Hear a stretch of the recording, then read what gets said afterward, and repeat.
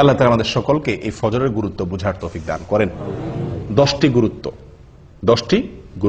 10টি ফজিলতের কথা আমরা শুনলাম। আমি আবারও বলছি একটি একটি করে। নাম্বার 1, ফজরের নামাজ মুনাফিকদের জন্য কঠিন হয়, ইমানদারদের জন্য সহজ হয়। অতএব ফজর নামাজে হাজির হতে পারা ইমানদারের পরিচয়। নাম্বার 2, ফজর নামাজে হাজির হলে তার জিম্মাদারি কে নেয়? আল্লাহ সুবহানাহু ওয়া তাআলা নেন। ওই দিনের জন্য আল্লাহ জিম্মাদারি নিয়ে নেন।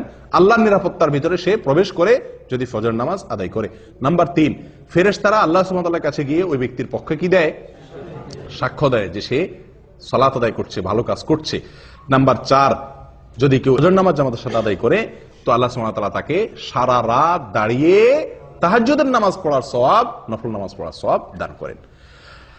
নাম্বার 5, ফজর নামাজ যদি কেউ জামাতের সাথে পড়ে, আলো আঁধারিতে কষ্ট করে মসজিদে আসে নিয়মিত, তো আল্লাহ সুবহানাহু ওয়া তাআলা তার বিনিময়ে কিয়ামতের দিন তাকে পরিপূর্ণ আলোর ব্যবস্থা করেন তার জন্য।